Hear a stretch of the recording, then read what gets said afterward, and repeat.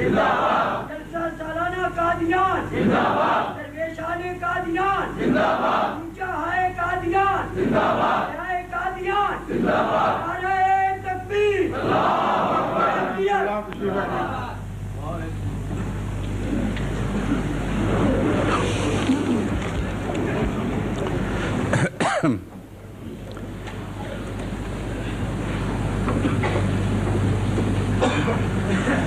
اب تلاوت قرآن کریم کے ذریعے کے ساتھ اس عالمی جلسہ قادیان کا آغاز ہوگا۔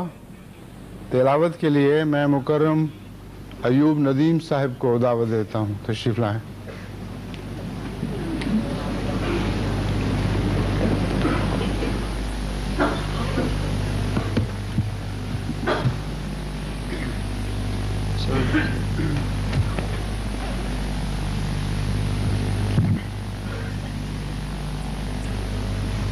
أعوذ بالله من الشيطان الرجيم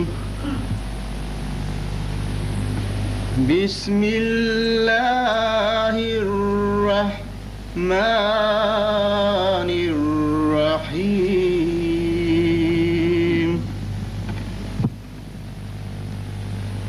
يا أيها الذين آمنوا اجتنبوا كثيرا من الظن إن بعض الظن إثم ولا تجسسوا ولا يغتب بعضكم بعضا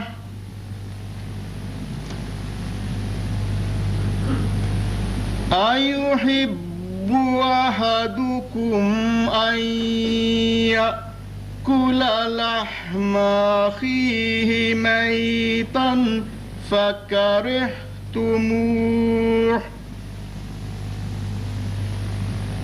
واتقوا الله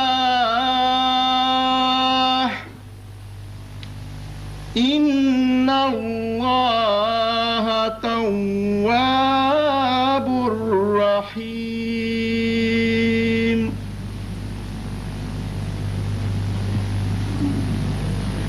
يا أيها الناس خلقناكم من ذكر وأنثى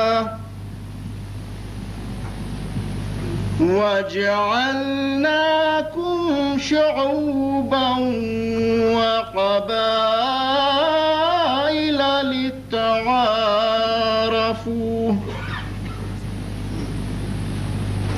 إن أكرمكم عند الله أتقاكم إن الله عليم خبير۔ ان آیات کریمہ کا ترجمہ پیش خدمت ہے۔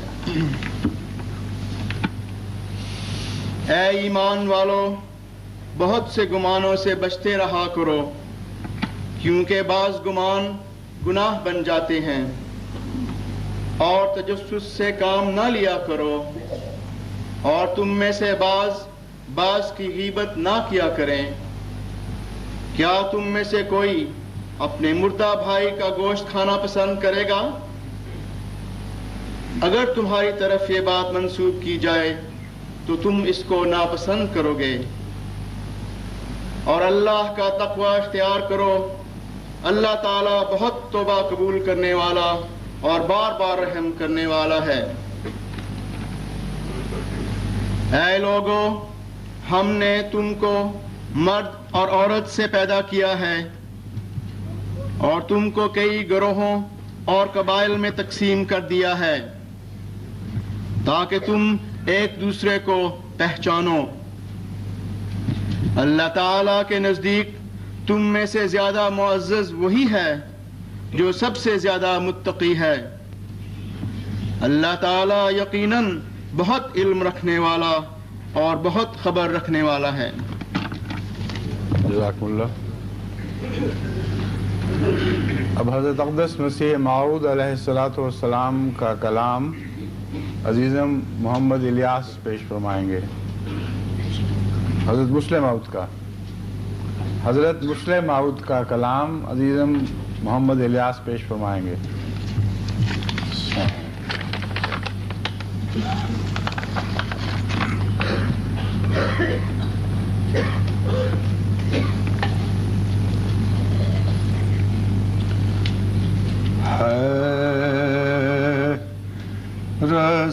رضائے ذات باری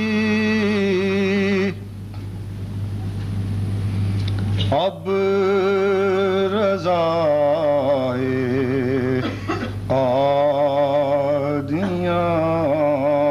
قادیان ہے رضائے ذات باری اب رضائے قادیان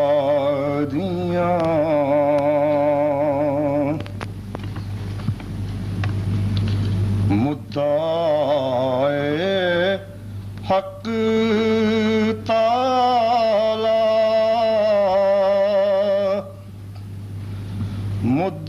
مدعائے قادیان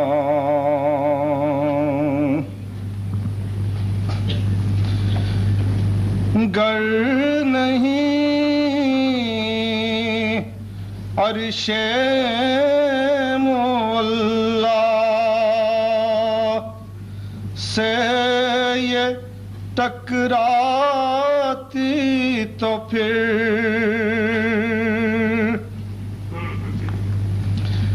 گر نہیں عرش مولا سے یہ ٹکراتی تو پھر سب جہاں میں گونجتی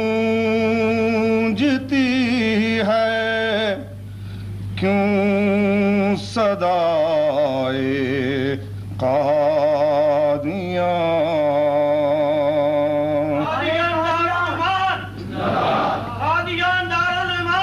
سب جہاں میں گونجتی ہے کیوں صدائے قادیان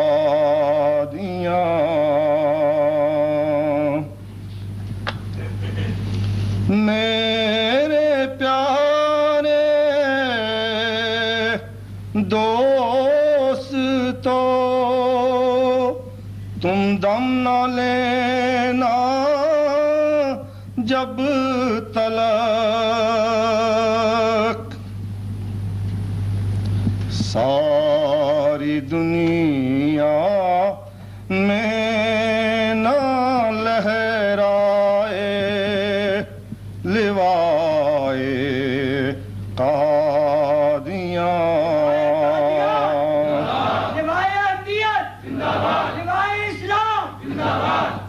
ساری دنیا میں نہ لہرائے لوائے قادیان یا تو ہم پھرتے تھے ان میں یا ہوا یہ انقلاب پھرتے ہیں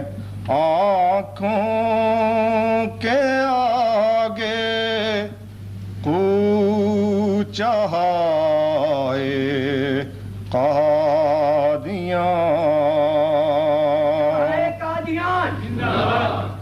پھرتے ہیں آنکھوں کے آگے کوچہ ہائے قادیان، آہ کیسی خوش گھڑی ہوگی کہ بانیل مرام باندھیں گے رختے سفر کو ہم برائے قادیان،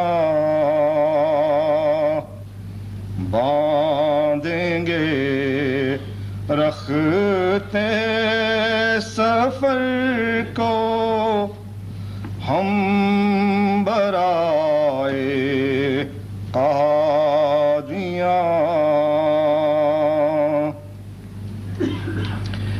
ایشیا یورپ امریکہ افریقہ سب دیکھ ڈالے پر کہاں وہ رنگ ہائے قادیان، قادیان دارالمان زندہ باد، دیکھ ڈالے پر کہاں وہ رنگ ہائے قادیان،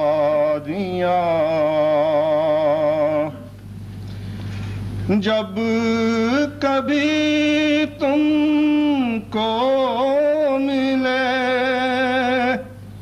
موقع دعائے خاص کا، یاد کر لینا ہمیں اہل وفائے قادیان، درویشان قادیان زندہ باد، یاد کر لینا ہمیں اہل وفائے قادیان، ہے رضائے ذات باری اب رضائے قادیان،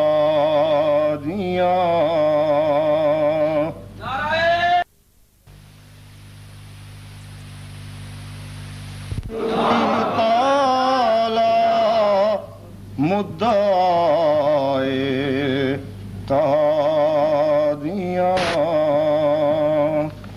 جزاکم اللہ۔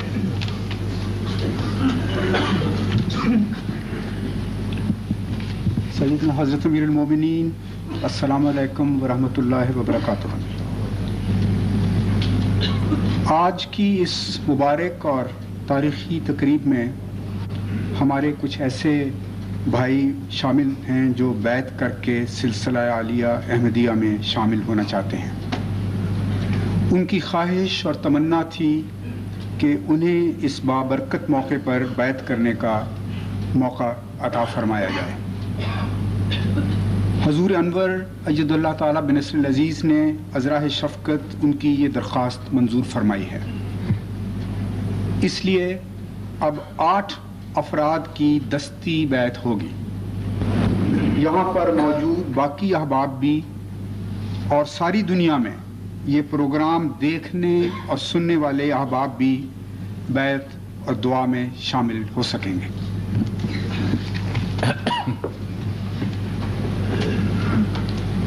بٹھا دینا.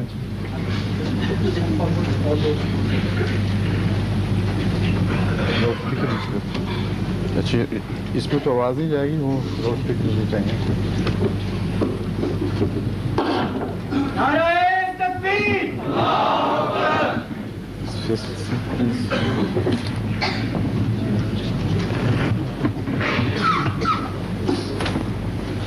آگے چھڑ جائیں. اس میں آواز آ جائے گی, اس سے پتہ لگا.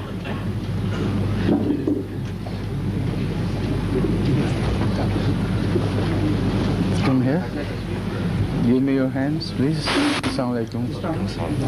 Alhamdulillah. How are you? Fine? Alhamdulillah. Would you repeat after me what I say, please? پوجا کر لیں اس کو.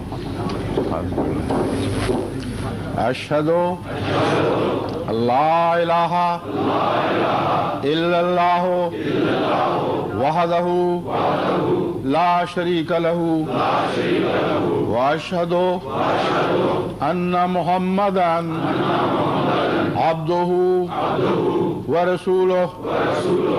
اشہد اللہ الہ الا اللہ وحدہ لا شریک لہ واشہد ان محمدا عبدہ ورسولہ. I bear witness that there is none worthy of worship except Allah. He is one and has no partner. And I bear witness that Muhammad is his servant and messenger. I pledge my initiation this day at the hand of Tahir Ahmed and enter the Ahmadiyya Jamaat in Islam in fulfillment of the prophecies of the Holy Prophet Muhammad Khatamun Nabiyyin sallallahu alayhi wa sallam. Peace and blessings of Allah be upon him. I believe that Hazrat Mirza Ghulam Ahmad of Qadian, peace be on him, is the promised Messiah, the Mahdi, and the reformer of the latter days. I seek forgiveness of Allah from all my past sins and promise to abstain from all sins in future. From all sins in future to the best of my ability and comprehension. I will make every effort to comply with the 10 conditions of initiation prescribed by the promised Messiah, peace be on him.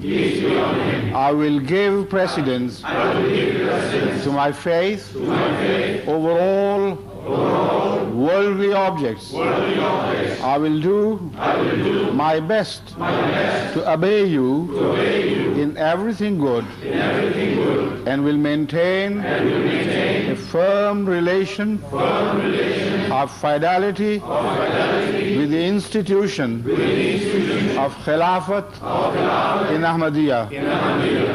Astaghfirullah Rabbi min kulli dhanbin wa atubu ilayh. Astaghfirullah Rabbi min kulli dhanbin wa atubu ilayh. Astaghfirullah Rabbi min kulli dhanbin wa atubu ilayh. I beg pardon from Allah, my Lord, from all my sins and turn to Him. رب انی ظلمت نفسی واعترفت بذنبی فإنه لا يغفر الذنوب إلا أنت. Oh my Lord, my Allah, I wronged my soul and confess all my sins. Pray, forgive me my sins, for there is none else except Thee to forgive. Ameen. Let's join in prayer, please.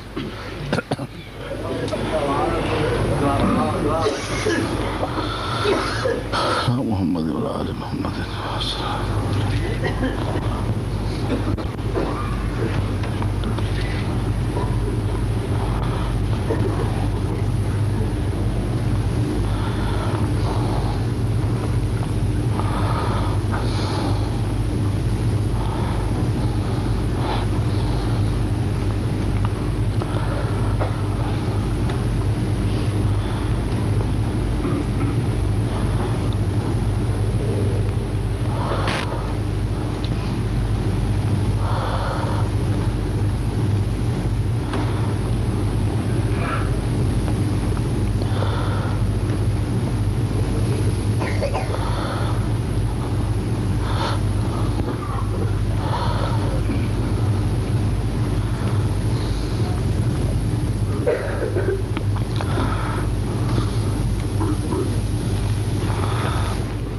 Ameen.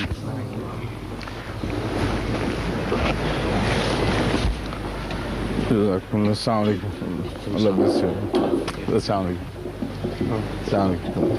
Assalamu alaikum. नारे तकबीर, अहमदियत, इस्लाम, दारुल अंबिया,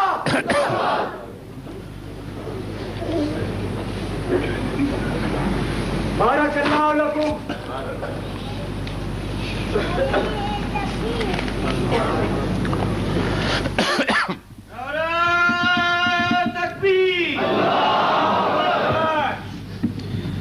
أشهد أن لا إله إلا الله وحده لا شريك له وأشهد أن محمدا عبده ورسوله. أما بعد فأعوذ بالله من الشيطان الرجيم. بسم الله الرحمن الرحيم. الحمد لله رب العالمين الرحمن الرحيم مالك يوم الدين. إياك نعبد وإياك نستعين. اهدنا الصراط المستقيم صراط الذين أنعمت عليهم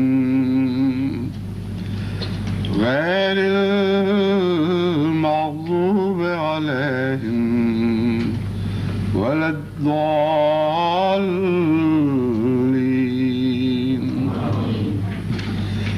يا أيها الناس اتقوا ربكم الذي خلقكم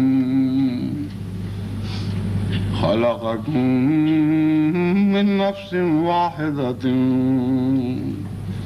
وخلق منها زوجها وبث منهما رجالا كثيرا ونساء. واتقوا الله الذي تساءلون به والأرحام إن الله كان عليكم رقیبا۔ اللہ تعالیٰ نے آج ایک دفعہ پھر ہمیں قادیان کے عظیم الشان عالمی جلسے میں شمولیت کی توفیق بخشی ہے۔ آج اس جلسے کی اختتامی تقریب ہے۔ اس جلسے کا آغاز 101 برس پہلے قادیان سے 75 افراد کی شمولیت سے ہوا تھا۔ گزشتہ سال جب اس جلسے کی 100ویں سال برسی منائی جا رہی تھی، یا سالگرہ کہنا چاہیے، منائی جا رہی تھی، تو لندن کے ایک دوست چودھری آفتاب احمد صاحب نے مجھے لکھا کہ 75 افراد سے اس جلسے کا آغاز ہوا تھا، اور آج صرف میرے خاندان کے 75 افراد اس میں شامل ہیں۔ انہیں اس وقت کیا معلوم تھا کہ 75 نہیں بلکہ دنیا کے تمام ملکوں میں آئندہ سال یہ آواز سنی جانے والی ہے اور یہ تصویریں دیکھی جانے والی ہیں۔ انہیں کیا خبر تھا کہ 75,000 نہیں، 75 لاکھ نہیں، 75 کروڑ سے بھی بہت زیادہ انسان دنیا میں ایسے بستے ہیں جن کی تعداد اربوں تک پہنچی ہوئی ہے۔ ان تک اللہ کے فضل سے یہ آواز پہنچ رہی ہے اور پہنچ سکتی ہے اگر وہ سننے کے کان رکھتے ہوں، اور یہ تصویریں دیکھی جا سکتی ہیں اگر وہ دیکھنے کی آنکھیں رکھتے ہوں۔ بس آج قادیان کا یہ جلسہ قادیان کی حدود تک محدود نہیں رہا، بلکہ تمام عالم تک دراز ہو چکا ہے، قطب شمالی سے لے کر قطب جنوبی تک، اور مشارق کی انتہا سے لے کے مغارب کی انتہا تک زمین کا ایک چپا بھی ایسا نہیں جہاں حضرت اقدس مسیح موعود علیہ السلام کے جاری کردہ اس جلسے کی آوازیں اور تصویریں نہ دیکھی جا سکتی ہوں۔ بس یہ ایک بہت ہی مبارک دن ہے جو کل عالم کی جماعت احمدیہ پر چڑھا ہے۔ اللہ اس دن کی برکتوں کو اور زیادہ پھیلاتا چلا جائے اور وسیع تر کرتا چلا جائے۔ قادیان سے مختلف منتظمین کی مختلف حیثیتوں سے مجھے رپورٹیں باقاعدہ مل رہی ہیں۔ چودھری حمید اللہ صاحب کے پیغامات بھی، اور صاحبزادہ مرزا وسیم احمد صاحب ناظر اعلیٰ کے پیغام بھی، اور مرزا غلام احمد صاحب کے پیغامات بھی، جنہیں میں نے وہاں جلسے کی عمومی انتظامی نگرانی کے لیے بھجوایا تھا، اور اسی طرح افسر صاحب جلسہ منظور احمد صاحب گجراتی کی رپورٹیں بھی مل رہی ہیں، اور ان رپورٹوں کا تعلق قادیان میں ہونے والے انتظامات سے ہے۔ لیکن میں ان کو بتانا چاہتا ہوں کہ اللہ کے فضل سے ان کی رپورٹیں بہت خوش کن ہیں، اور ان کی رپورٹیں پڑھتے ہوئے ان کے لیے اور سب کارکنوں کے لیے دل سے دعائیں نکلتی ہیں۔ لیکن انہیں یہ معلوم نہیں کہ اس جلسہ کے انتظام آج کل عالم میں اسی طرح ہو رہے ہیں جیسے قادیان میں ہو رہے ہیں، اور جلسہ ہی نہیں، حضرت اقدس مسیح موعود علیہ السلام کا لنگر بھی اس وقت ساری دنیا میں جاری ہو چکا ہے۔ نعرہ تکبیر! اور مجھے مختلف جماعتوں سے، انگلستان سے بھی، یورپ کی جماعتوں سے بھی، امریکہ سے بھی، اور مشرق بعید کی جماعتوں سے بھی یہ اطلاعیں مل رہی ہیں کہ اس جلسے میں شمولیت کرنے والوں کی مہمان نوازی کا بھی حسب توفیق انتظام کیا گیا۔ غرضی کی دنیا میں بہت سے ممالک میں حضرت اقدس مسیح موعود علیہ السلام کا لنگر بھی جاری ہو چکا ہے۔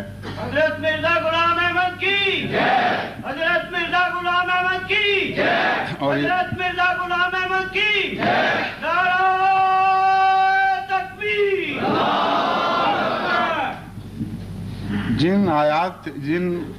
جس آیت کریمہ کی میں نے تلاوت کی تھی اس میں انسان کو بحیثیت انسان ایک عظیم الشان پیغام دیا گیا ہے اور متوجہ کیا گیا ہے کہ تم ایک ہی آبا و اجداد کی نسل ہو، ایک ہی آدم اور حوا کی کوکھ سے پیدا ہونے والے انسان ہو۔ یاد رکھو، اس اپنی انسانی حیثیت کو کبھی بھلا نہ دینا، اگر تم انسانی حیثیت کو بھلا کر انسانی رحمی تعلقات کو کاٹو گے تو اللہ تعالیٰ سے بھی اپنے تعلق کو منقطع کر لو گے۔ یہاں جن رحمی رشتوں کے حوالے سے اللہ سے دعائیں مانگنے کا ذکر ہے، یہ رحمی رشتے نہ کسی جغرافیہ کو جانتے ہیں، نہ کسی مذہب سے آشنا ہیں، رنگ و نسل کی تمیز سے یہ بالا اور ممتاز ہیں، یہ محض انسانی رشتے ہیں۔ اور حضرت اقدس محمد مصطفیٰ صلی اللہ علیہ وآلہ وسلم نے ہمیں نصیحت فرمائی کہ دیکھو اللہ کی صفت رحمانیت ماں کے پیٹ میں اس بچہ دانی کے ساتھ ایک تعلق رکھتی ہے جس میں انسان پیدا ہوتا ہے۔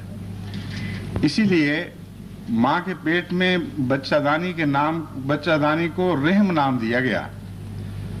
وہی رے اور ہے اور میم 3 حرفوں سے یہ نام بنا ہے، جن حرفوں سے اللہ کی رحمانیت کی بنیاد ڈالی گئی ہے۔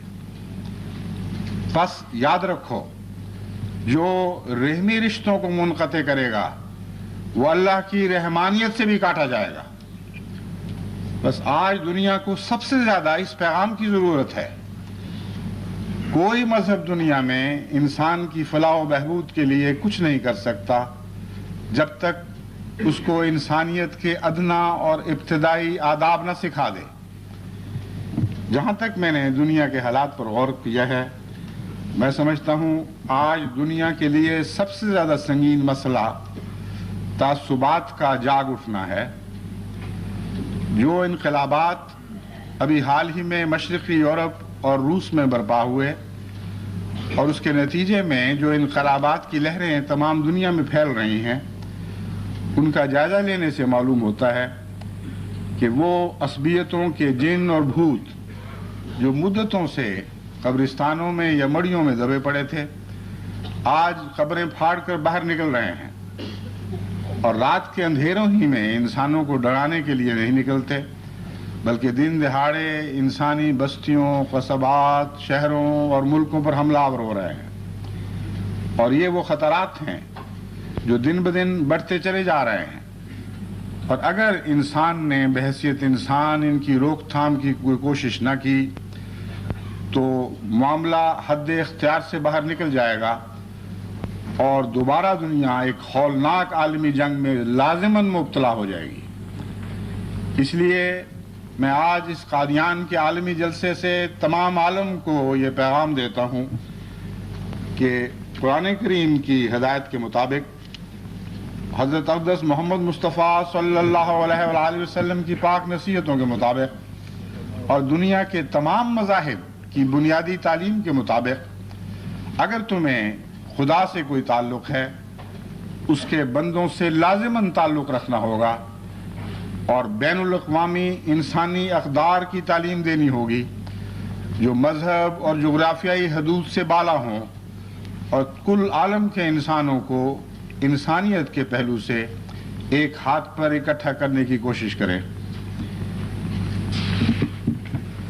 قرآن کریم کی جن آیات کی آپ کے سامنے تلاوت کی گئی ہے، ان میں بھی یہی پیغام تھا کہ دیکھو، کوئی قوم کسی دوسری قوم سے تمسخر نہ کرے، کوئی عورت کسی دوسری عورت کو طعنے نہ دے، کوئی بھائی کسی دوسرے بھائی کی غیبت نہ کرے۔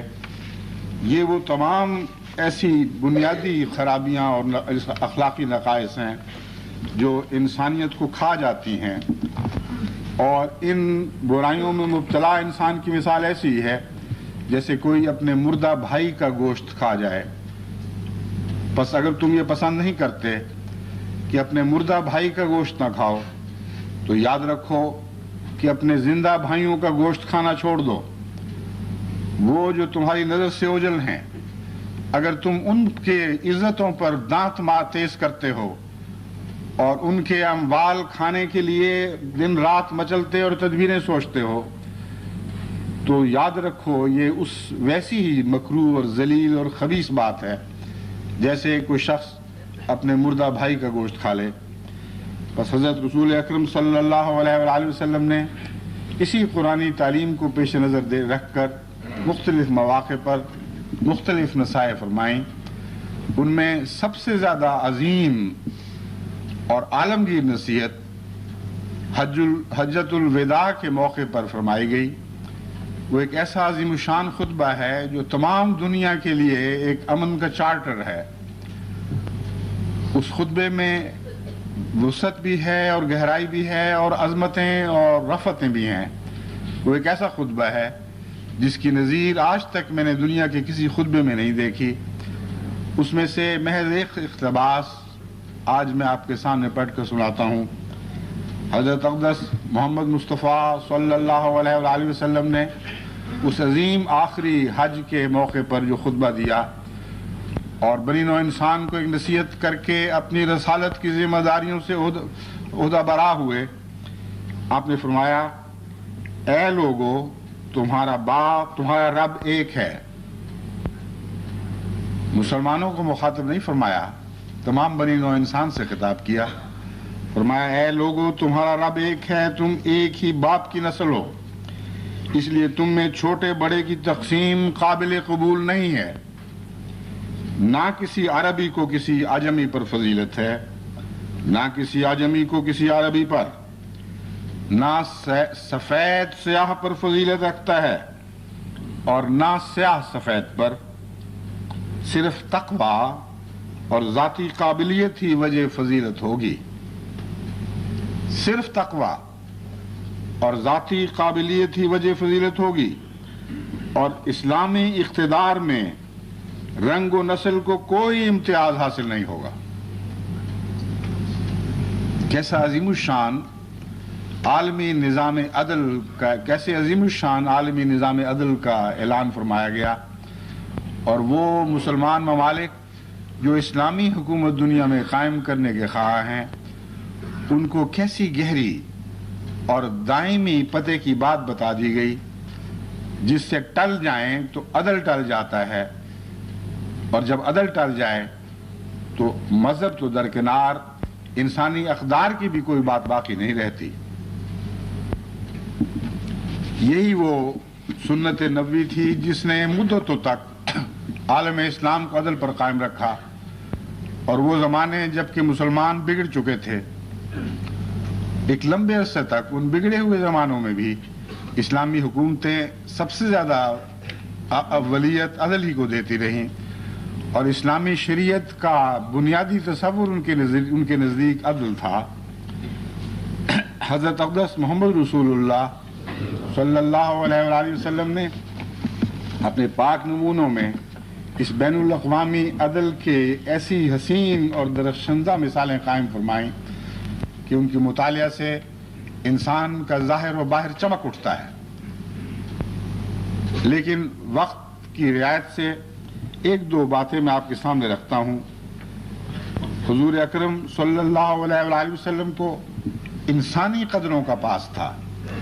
اب جانتے تھے کہ مذہب کی حقیقت یہ ہے کہ انسان کو شرف انسانی پر قائم کیا جائے اور انسان کی عزت کے راز بتائے جائیں، تب وہ اس لائق ہوگا کہ اپنے خدا کی عزت کو قائم کر سکے یا اپنے خدا کے شرف کے حضور جھک سکے۔ چھوٹی چھوٹی باتوں سے، عام روزمرہ کی باتوں سے حضرت اقدس محمد مصطفیٰ صلی اللہ علیہ وآلہ وسلم کے عالمی رجحانات اور انسانی تصورات کا پتہ چلتا ہے۔ آپ کے حضور کے زمانے میں سب سے زیادہ مخالفت آپ کی یہود نے کی، اور وہ جنگیں جو دوسرے عربوں سے لڑی گئیں اور مشرکوں سے لڑی گئیں، ان کے متعلق بھی محققین جانتے ہیں کہ ان کی بنیاد یہودی پروپیگنڈے پر تھی، جو جگہ جگہ اسلام کے خلاف آگ بھڑکاتے پھرتے تھے۔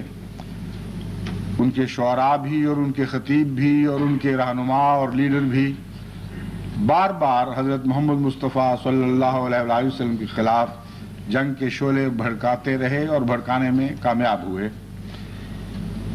ایک موقع پر حضرت صلی اللہ علیہ وآلہ وسلم اپنے صحابہ کے ساتھ ایک جگہ تشریف فرما تھے، تو ایک جنازہ گزرا،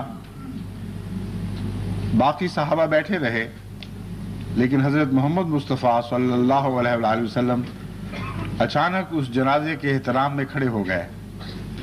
ایک صحابی نے عرض کیا، یا رسول اللہ، آپ کو علم نہیں کہ یہ یہودی کا جنازہ ہے؟ آپ نے فرمایا، کیا یہودی انسان نہیں ہوتے؟ حسن انسانیت۔ بس وہ قوم جس نے مذہبی اور سیاسی نفرتوں میں اپنی مخالفت کو انتہا تک پہنچا دیا تھا، اس قوم کی طرف بحیثیت انسان حضرت صلی اللہ علیہ وآلہ وسلم کی کیسی نظر تھی، اور اس قوم کے ایک مردہ کے لیے وہ سب زندوں میں سب سے زیادہ زندہ انسان احتراماً اٹھ کھڑا ہوتا ہے۔ یہ وہ بین الاقوامی اخوت کی اور محبت کی تعلیم ہے جو تمام بنی نوع انسان کو گہرے رحمی رشتوں میں ایک دفعہ پھر مضبوطی سے باندھ سکتی ہے۔ صرف اسلام پر بس نہیں، میں جانتا ہوں اور جہاں تک میں نے مطالعہ کی ہے، دنیا کے تمام مذاہب کا آغاز انسانی ہمدردی سے ہوا ہے۔ دنیا کے ہر مذہب کی بنیادی تعلیم میں بین الاقوامی انسانی ہمدردی کی تعلیم موجود ہے۔ کسی مذہب میں زیادہ ہے، کسی میں کم، لیکن یہ تمام مذاہب کی قدر مشترک ہے۔ آج ہندو مسلم اختلاف کو ہوا دی جا رہی ہے اور ہندو مسلمانوں کے خلاف نفرت کی مہم چلا رہے ہیں اور مسلمان ہندوؤں کے خلاف نفرت کی مہم چلا رہے ہیں، لیکن یہ دونوں باتیں ہندو مت کے بھی خلاف ہیں اور اسلامی تعلیم کے بھی خلاف ہیں۔ گیتا جو ہندو مذہب کی سب سے زیادہ مقدس کتاب ہے، جسے ہم ایک الہی نوشتے کے طور پر شمار کر سکتے ہیں، اس میں حضرت کرشن جی مہاراج کی تعلیم سے متعلق لکھا ہے۔ آپ نے فرمایا، اے ارجن، جو انسان تمام مخلوق عالم کو بغیر تفریق کے یکساں سمجھتا ہے، اے ارجن، جو انسان تمام مخلوق عالم کو بغیر تفریق کے یکساں سمجھتا ہے اور ان کا سکھ اپنے سکھ جیسا اور ان کا دکھ اپنے دکھ جیسا محسوس کرتا ہے، وہ انسان سب سے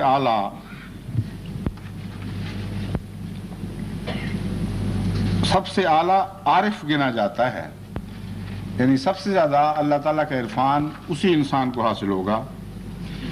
پھر فرمایا، جو انسان کسی سے حسد اور دشمنی نہیں رکھتا اور دوستی والا ہے، جو خوشی و غمی، دکھ اور سکھ کو ایک جیسا سمجھتا ہے، جو تمام مخلوق سے ہمدردی اور محبت رکھتا ہے، سب پر رحم کرتا ہے، تکبر سے بالا ہے، معاف کر دینے والا ہے، ہمیشہ قانے، صابر، شاکر، نفس پر ضبط رکھنے والا ہے، جو استقلال سے دل و دماغ سے مجھ ایشر میں لگا رہتا ہے، وہ بھگت مجھے سب سے زیادہ پیارا ہے۔ یہ ان کا کلام قدسی ہے۔ دراصل اس کو ہندوؤں نے بعد میں یہ ان کا ذاتی کلام سمجھا، لیکن جیسا کہ ظاہر ہے یہ ایک الہامی کلام ہے جو اس وقت کے نبی کی زبان پر جاری ہوا۔ حضرت کرشن جی مہاراج۔ سکھ مذہب کا بھی یہی حال ہے۔ ہم احمدی سکھ مذہب کو در حقیقت اسلام ہی کا ایک فرقہ سمجھتے ہیں، لیکن سکھ اسے ایک جدا اور الگ مذہب یقین مانتے ہیں۔ اس بحث سے بے نیاز اور الگ ہو کر اگر ہم سکھ مذہب کا مطالعہ کریں تو اس میں بھی وہی بنیادی بین الاقوامی انسانی ہمدردی اور محبت اور تعلق کی تعلیم ہے۔ گرو گرنتھ صاحب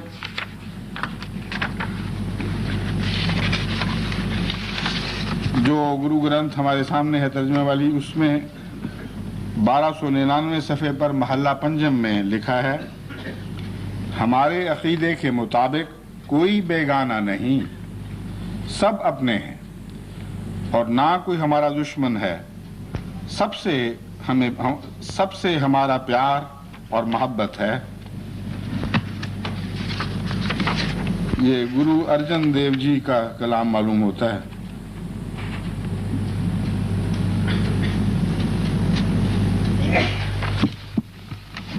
رہت نامہ بھائی نند لال جی میں ہے، خدا کی مخلوق کو دیکھ کر اسے دکھ نہ پہنچاؤ، جو شخص خدا کی مخلوق کو دکھ پہنچائے گا اسے خدا تعالیٰ کبھی معاف نہیں کرے گا۔ حضرت بابا گرو نانک صاحب کا بیان سانجھے کریجے گناہ کیری چھوڑ اوگن چلیے، یہ ایک بہت ہی عظیم الشان نصیحت ہے۔ ایک چھوٹے سے کلمے میں بہت گہری اور بہت وسیع بات فرما دی گئی ہے۔ فرماتے ہیں آپ کو چاہیے کہ دوسروں کی اچھی صفات کو مد نظر رکھا کریں اور اس بنا پر اتحاد کریں کہ دوسروں میں خوبیاں ہیں، ان کی برائیوں کی طرف نظر نہ ڈالا کریں۔ حضرت اقدس محمد رسول اللہ صلی اللہ علیہ وآلہ وسلم نے ایک موقع پر فرمایا کہ اگر خدا تعالیٰ انسان کی کمزوریوں پر نظر رکھتا تو اس کا اپنے کسی بندے سے کوئی تعلق قائم نہیں رہ سکتا تھا۔ اللہ تعالیٰ اپنے بندوں کی خوبیوں پر نظر رکھتا ہے اور اس پہلو سے خدا کے بندوں میں سے ہر ایک کے ساتھ خدا کا ایک تعلق ہے۔ کتنا عظیم الشان عارفانہ کلام ہے، اور وہ مضمون جو میں نے ابھی بیان کیا ہے وہ اپنے وسعتوں کی آخری حدوں کو چھو رہا ہے۔ اس میں یہ بیان فرمایا گیا ہے کہ اگر تم دوسروں کی برائیوں پر نظر رکھ کر تعلقات کاٹو گے تو یاد رکھو اللہ تعالیٰ سب سے زیادہ اس بات کا حق رکھتا ہے کہ اپنے بندوں کی برائیوں پر نظر رکھ کر ان سے تعلق کاٹ لے، اور کوئی انسان دنیا میں برائی سے پاک نہیں ہے، اس لیے کسی انسان سے خدا کا تعلق قائم نہ رہتا۔ لیکن ایک اور پیغام بھی یہاں حضرت صلی اللہ علیہ وآلہ وسلم نے دیا، اور اس پیغام میں بنی نوع انسان کے لیے ایک عظیم خوشخبری ہے کہ دنیا میں بد سے بدتر انسان میں بھی خدا کی صفات کا کوئی نہ کوئی نور ضرور چمک رہا ہوتا ہے، اور جس کو تم سب سے گندا سمجھتے ہو اس میں بھی کہیں نہ کہیں نیکی کا کوئی نشان زندہ ہے، تو اس نشان پر نظر کیا کرو۔ اگر ایسا کرو گے تو ساری دنیا میں ایک بھی انسان تمہیں اس لائق نظر نہیں آئے گا کہ تم اس سے تعلق کلیتاً منقطع کر لو۔ بس کیسی عظیم عالمی بھائی چارے کی ایک تعلیم ہے، اور میں سمجھتا ہوں اگر اسی تعلیم کو دنیا کے تمام ممالک اور سیاستدان اور مذہبی لوگ اپنا لیں تو آج ساری دنیا اللہ تعالیٰ کے فضل کے ساتھ امن کا گہوارہ بن جائے۔ گرو گوبند سنگھ جی نے بھی گرو تیغ بہادر کے بیٹے تھے، یہی تعلیم دی، اور اس کے بعد گرو اور فرمایا، یہ پڑھنا ذرا مشکل ہے، میں اس کا ترجمہ پڑھ دیتا ہوں، اس میں زیادہ حفاظت ہے میری، زیادہ محفوظ محسوس کرتا ہوں اپنے آپ کو۔ یہ 10 گرنتھ اکال استت میں لکھا ہے، دنیا میں فرقے اور عقیدے بے شمار ہیں، لیکن اصل مذہب سب کا انسانیت ہے، چاہے وہ سنیاسی ہو، ہندو ہو، ترک مسلمان ہو، رافضی امام یا صوفی ذات کا ہو، اس کے نام بے شمار ہیں لیکن وہ ایک ہی خدا ہے۔ ان بے شمار ناموں میں کوئی فرق نہیں۔ یہ غلط فہمی دور ہونی چاہیے کہ یہ اور ہیں، اپنے اپنے عقیدے کے مطابق یہ لوگ عبادت کرتے ہیں، یہ سب ایک ہیں، کوئی فرق نہیں۔ جیسے ایک خدا ہے، اس کی ایک ہی شکل ہے، ہر انسان وہ روشنی محسوس کرے جو خدا تعالیٰ میں ہے۔ گرو ارجن دیو جی نے فرمایا، کوئی بولے رام رام، کوئی خدائے، کوئی سیوے گو سائیں، کوئی الہے، کارن کرن کریم، کرپا دھار رحیم، کوئی نہاوے تیرت، کوئی حج جاوے۔ یعنی یہ تو عام فہم کلام ہے جس کے ترجمے کی ضرورت نہیں۔ حضرت اقدس مسیح موعود علیہ الصلوۃ والسلام نے، جنہیں اس زمانے میں حضرت اقدس محمد مصطفیٰ صلی اللہ علیہ وآلہ وسلم کی کامل غلامی کے نتیجے میں زمانے کا امام بنا دیا گیا، فرمایا، میری تو یہ حالت ہے کہ اگر کسی کو درد ہوتا ہو اور میں نماز میں مصروف ہوں، میرے کان میں اس کی آواز پہنچ جائے تو میں یہ چاہتا ہوں کہ نماز توڑ کر بھی اگر اس کو فائدہ پہنچا سکتا ہوں تو فائدہ پہنچاؤں، اور جہاں تک ممکن ہے اس سے ہمدردی کروں۔ اپنے تو درکنار میں تو یہ کہتا ہوں کہ غیروں اور ہندوؤں کے ساتھ بھی اعلیٰ اخلاق کا نمونہ دکھاؤ اور ان سے ہمدردی کرو۔ لا ابالی مزاج ہرگز نہیں ہونا چاہیے۔ پھر فرمایا بنی نوع انسان کے ساتھ ہمدردی میں میرا یہ مذہب ہے کہ جب تک دشمن کے لیے دعا نہ کی جاوے پورے طور پر سینہ صاف نہیں ہوتا۔ کتنے بدنصیب لوگ ہیں جو اپنوں کو بھی بددعائیں دیتے ہیں۔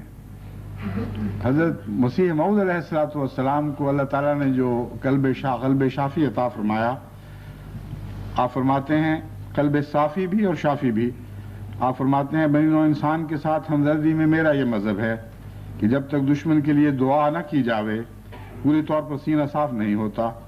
ادعونی استجب لکم میں اللہ تعالیٰ نے کوئی قید نہیں لگائی کہ دشمن کے لیے دعا کرو تو قبول نہیں کروں گا۔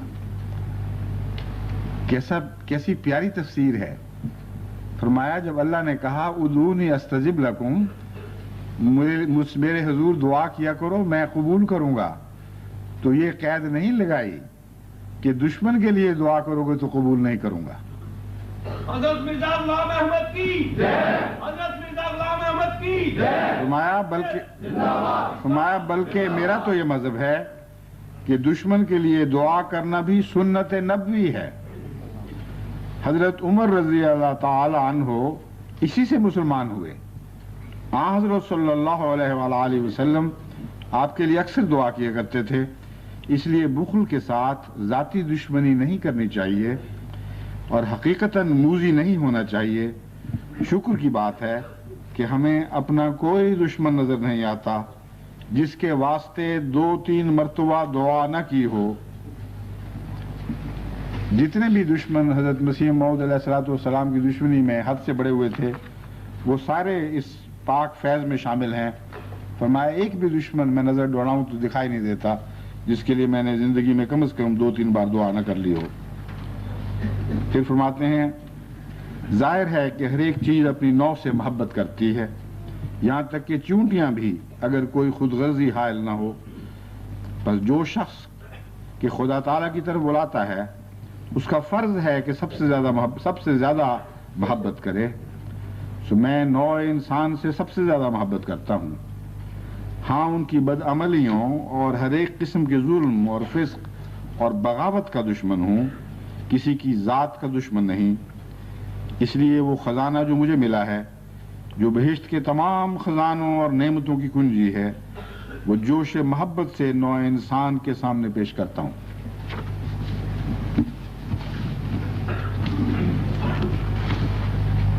دوسرا پہلو جس کی طرف آج بنی نوع انسان کی نظر رکھنا ضروری ہے وہ مذہبی اختلافات ہیں۔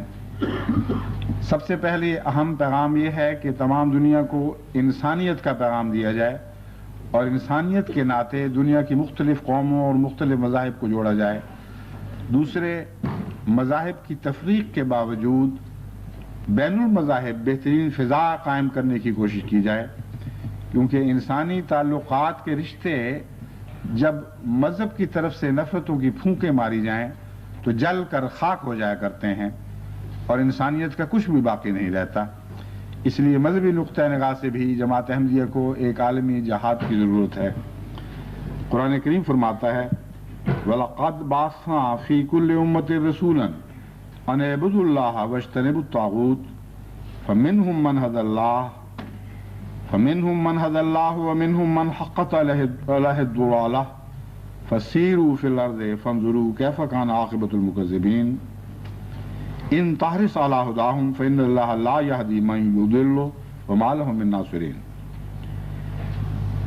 ان آیات کریمہ میں ہمیں یہ خوشخبری دی گئی کہ خدا تعالیٰ نے دنیا کے کسی خطے کسی حصے کو کسی سرزمین کو بھی ہدایت کے بغیر نہیں چھوڑا، بلکہ ہر جگہ اللہ تعالیٰ نے اپنے رسول بھیجے، جس کا مطلب یہ ہے کہ دنیا کے ہر خطے میں، ہر خطے میں، ہر سرزمین پر سلسلہ رسالت قائم ہو چکا ہے اور دنیا کے ہر علاقے اور ہر قوم میں جو مذاہب پائے جاتے ہیں ان کی بنیاد سلسلہ رسالت پر مبنی ہے، خواہ وہ کیسا ہی بگڑ چکے ہوں۔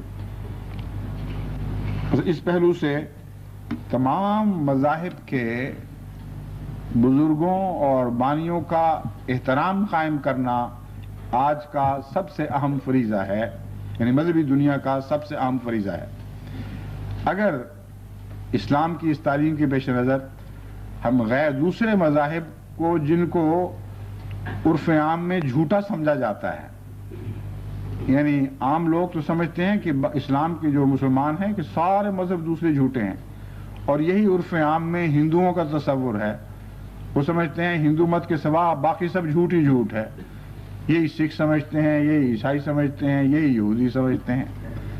مگر دیکھیے قرآن کریم کا اعلان کتنا عظیم الشان ہے، فرماتا ہے تمام عالم میں ایک بھی جگہ ایسی نہیں، ایک بھی قوم ایسی نہیں جس کو ہم نے نبوت سے سرفراز نہ فرمایا ہو، جہاں خوشخبریاں دینے والے اور ڈرانے والے نہ بھیجے ہوں۔ کوئی زمانہ ایسا نہیں جس میں اللہ تعالیٰ نے اپنا نور کسی علاقے کے انسان کو عطا نہ فرمایا ہو۔ بس اس عظیم الشان عالمی حیثیت کو پیش نظر رکھتے ہوئے ہمارا فرض ہے کہ اس تعلیم کو عام کریں اور تمام دنیا کو سمجھائیں کہ خواہ تم کسی کو کیسا ہی جھوٹا کیوں نہ سمجھتے ہو، بنیادی طور پر یاد رکھو کہ اللہ تعالیٰ ہی نے تمام مذاہب کا آغاز فرمایا ہے، اس لیے آغاز پر واقع ہونے والے مذہبی بزرگوں کا احترام کم سے کم وقت کی ضرورت ہے، وقت کی کم سے کم ضرورت ہے۔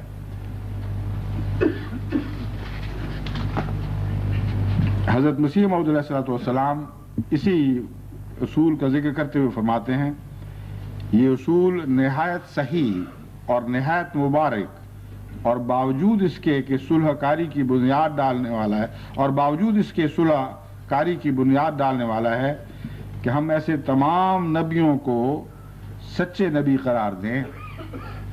یہاں باوجود کا معنی اس وجہ سے، یہ اس بات پر مبنی ہے، یہ کرنا چاہیے، مطلب یہ ہے کہ اس بنا پر یہ اصول تمام دنیا میں صلح کاری کی بنیاد ڈالنے والا ہے کہ ہم ایسے تمام نبیوں کو سچے نبی قرار دیں جن کا مذہب جڑ پکڑ گیا اور عمر پا گیا اور کروڑہا لوگ اس مذہب میں آ گئے۔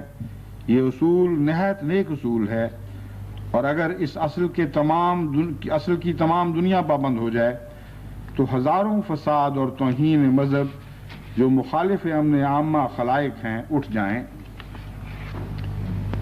پھر فرمایا ہم اس بات کا اعلان کرنا اور اپنے اس اقرار کو تمام دنیا میں شائع کرنا اپنی ایک سعادت سمجھتے ہیں کہ حضرت موسیٰ علیہ السلام اور حضرت عیسیٰ علیہ السلام اور دوسرے نبی سب کے سب پاک اور بزرگ اور خدا کے برگزیدہ تھے۔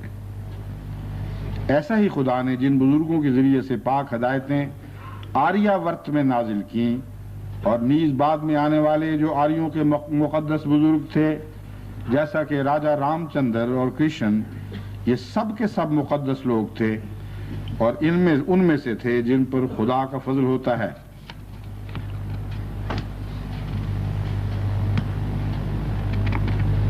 اسی طرح حضرت گرو بابا نانک صاحب کے متعلق فرمایا، یہی پاک چولے میں مستور ہے جو دور اس سے خدا دور ہے۔ پھر فرماتے ہیں اے عزیزو، قدیم تجربہ اور بار بار کی آزمائش نے اس امر کو ثابت کر دیا ہے کہ مختلف قوموں کے نبیوں اور رسولوں کو توہین سے یاد کرنا اور ان کو گالیاں دینا ایک ایسی زہر ہے کہ نہ صرف انجام کار جسم کو ہلاک کرتی ہے بلکہ روح کو بھی ہلاک کر کے دین اور دنیا دونوں کو تباہ کرتی ہے۔ اور ہم لوگ دوسری قوموں کے نبیوں کی نسبت ہرگز بدزبانی نہیں کرتے، ہم وید کو بھی خدا کی طرف سے مانتے ہیں اور اس کے رشیوں کو بزرگ اور مقدس سمجھتے ہیں۔ یہی وہ پیغام ہے جسے تمام عالم میں عام اور رائج کرنے کی خاطر جماعت احمدیہ نے جلسہ پیشوایان مذاہب کا آغاز کیا تھا، اور میں یہ سمجھتا ہوں کہ آج دنیا میں بین الاقوامی محبت کو بڑھانے، بین الانسانی آداب اور اخلاق کو اثر نو قائم کرنے اور مذاہب کے درمیان نفرتوں کی بجائے محبت کے بندھن باندھنے کے لیے ضروری ہے کہ ان جلسوں کو اثر نو تمام دنیا میں رائج اور قائم کیا جائے۔ جب یہ جلسے ہندوستان میں شروع ہوئے تو اللہ تعالیٰ کے فضل سے اس کے بہت ہی اچھے نتائج ظاہر ہوئے۔ اب بھی جب دوبارہ جماعت احمدیہ نے ہندوستان میں ایسے جلسوں کا آغاز کیا تو خدا کے فضل سے بین المذاہب محبت پیدا کرنے میں انہوں نے اہم کردار ادا کیا۔ اس لیے ضروری ہے کہ ساری دنیا میں اثر نو ایسے جلسے رائج کیے جائیں، جن کی دو شکلیں میرے ذہن میں ہیں۔ اول یہ کہ مختلف مذاہب کے بزرگ اور علماء دوسرے مذاہب کے بانیوں اور مقدس بزرگوں کی تعریف کریں، اور جیسا کہ میں نے قرآنی اصل پیش کیا اور گرو گرنتھ صاحب سے بھی حوالہ پیش کیا، حضرت گرو بابا نانک صاحب کا، بنیاد اس بات پر ہو کہ ہر مذہب میں خواہ ہم اسے کیسا بھی سمجھیں لازماً خوبیاں ہیں۔ یہ تو ناممکن ہے کہ کسی مذہب کو کلیتاً رد کیا جائے، تو کسی دوسرے مذہب کا پیروکار کسی اور مذہب کی خوبیوں پر نظر رکھتے ہوئے ان کے متعلق اپنے پاک محبت بھرے خیالات کا اظہار کرے۔ اس طرح ایک ہی مجلس میں سکھ مسلمانوں اور کے رہنماؤں اور بزرگوں کی تعریف کر رہے ہوں گے، اور مسلمان ہندوؤں اور سکھوں کے بزرگوں اور رہنماؤں کی تعریف کر رہے ہوں گے، عیسائی یہودیوں کے بزرگوں کی تعریف کر رہے ہوں گے اور یہودی عیسائی بزرگوں کی تعریف کر رہے ہوں گے۔ اس کے نتیجے میں بہت ہی پیارا باہمی انسانی محبت کا اور بین المذاہب محبت کا ایک ماحول قائم ہو جاتا ہے۔ دوسرا پہلو یہ ہے کہ مختلف مذاہب کے رہنما اپنے اپنے مذہب کی خوبیاں پیش کریں اور کسی دوسرے مذہب پر جارحانہ تنقید نہ کریں۔ یہ پہلو بھی بہت ضروری ہے، کیونکہ جب یہ بات بار بار بیان کی جائے گی تو بنی نوع انسان کو یہ حقیقت معلوم ہوگی کہ ہر مذہب کی بنیاد بین الاقوامی اخلاق کے تصور پر مبنی ہے، اور بہت کم مذاہب ایسے ہیں جن کے اندر ایسی اخلاقی تعلیم ہے جو ایک انسان اور دوسرے انسان میں فرق کرتی ہے۔ لیکن جب ہم مذہبی رہنماؤں کو یہ دعوت دیں گے کہ اپنے مذہب کی خوبیاں بیان کرو اور اخلاقی تعلیم کو دوسروں کے سامنے پیش کرو، تو لازم ہے کہ اپنی اس تعلیم کو وہ پیش کریں گے جو تعلیم انسانوں کے درمیان قدر مشترک رکھتی ہو، جو تحسین کی نظر سے دیکھنے کے لائق ہو۔ تو اس سے مذہب کا اصل مقصد یعنی انسان کو انسان بنانا اور اعلیٰ اخلاقی قدروں پر فائز کرنا بدرجہ اتم پورا ہو سکتا ہے، اور جب انسان بن جائے تب وہ باخدا بن سکتا ہے۔ ایک بد اخلاق کا رذیل انسان باخدا کیسے بن سکتا ہے؟ پس انسان کو باخدا بنانے کے لیے ایک عالمی تحریک جاری کرنے کی ضرورت ہے، جس کا آغاز بین الاقوامی اعلیٰ اخلاقی اقدار کا چرچا کرنے سے ہوگا۔ ایسے پلیٹ فارم جماعت احمدیہ کو ساری دنیا میں جگہ جگہ قائم کرنے چاہیے، جہاں ایک مذہب والے اپنے مذہب کی خوبیوں کا ذکر کریں، اور پھر جیسا کہ میں نے پہلے بیان کیا تھا، ایک مذہب والے دوسرے مذہب کے رہنماؤں ہی کہ نہیں، ان کے مذہب کی اخلاقی تعلیم کی خوبیوں کا بھی ذکر شروع کر دیں۔ اس طرح انشاءاللہ تعالی انسان کو اثر نو انسان بنانے کی عالمی مہم ترقی کرتی چلی جائے گی۔ حضرت محمد مصطفیٰ پیشوان مذاہب، پیشوان مذاہب۔ جماعت احمدیہ نے جب جیسے کہ میں نے بیان کیا ہے اس تحریک کو ہندوستان میں جاری کیا، تو وہاں جو رد عمل ظاہر ہوئے ان میں سے چند نمونے میں آپ کے سامنے رکھتا ہوں۔ اس سے علم ہوگا کہ خدا کے فضل سے یہ تحریک کتنی ٹھوس تدبیر ہے بین المذاہب محبت پیدا کرنے کے لیے۔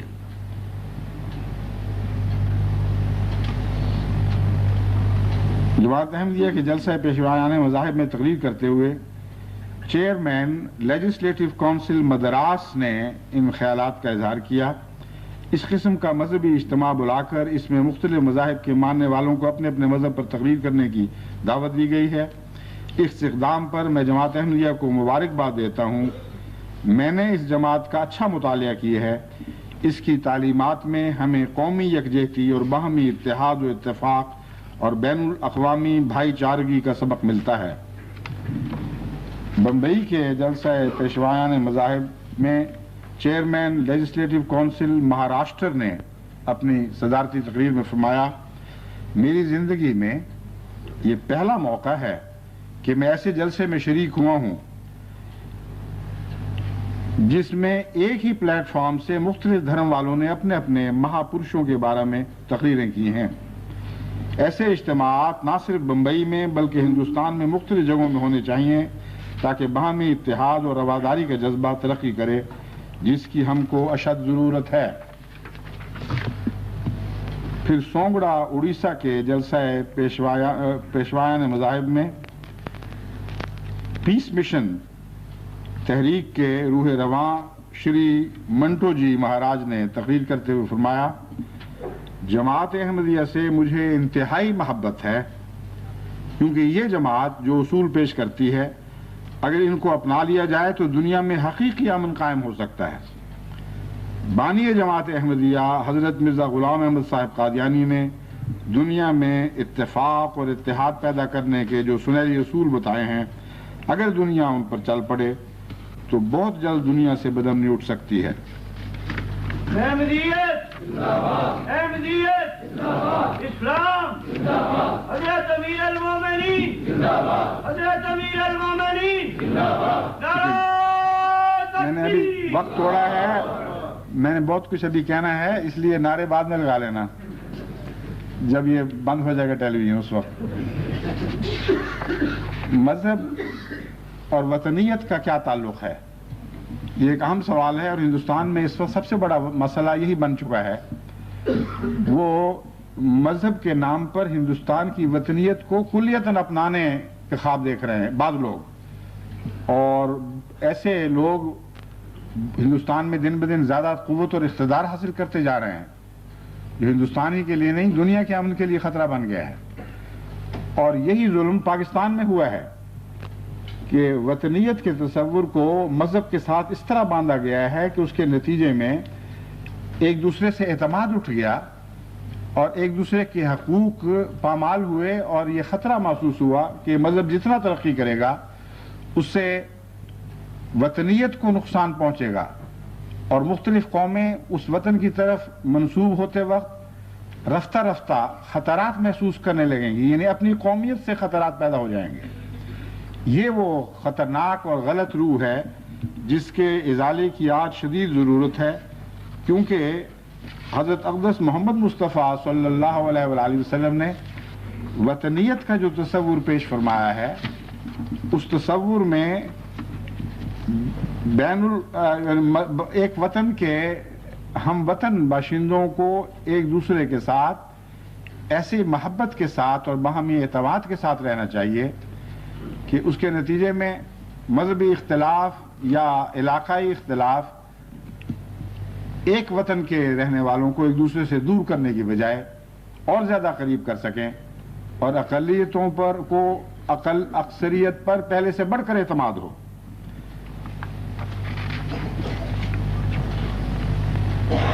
حضرت صلی اللہ علیہ وآلہ وسلم نے اس سلسلے میں جو تعلیمات دی ہیں وہ بہت وسیع اور تفصیلی ہیں۔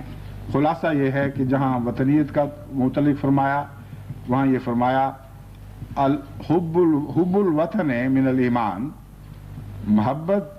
وطن کی محبت بھی ایمان کا ایک حصہ ہے، لیکن اس کے ساتھ ہی یہ بھی فرمایا کہ ہر شخص ہر ماں آزاد بچے پیدا کرتی ہے اور تمہیں کسی دوسرے کو غلام بنانے کا حق نہیں۔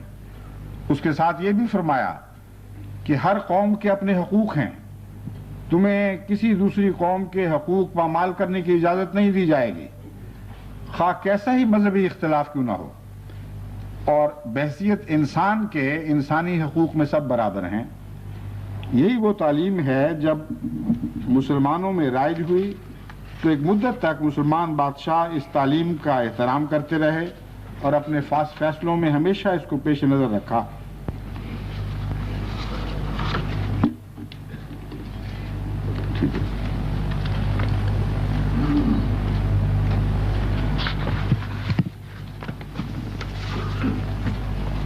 جہاں تک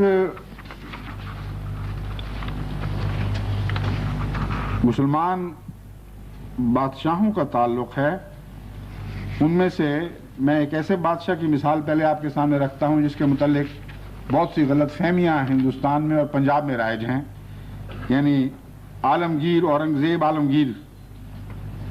ان سے ایک موقع پر ان کے ایک مقرر کردہ افسر نے یہ سفارش کی کہ میرے محکمے میں 2 پارسی اہم عہدوں پر فائز ہیں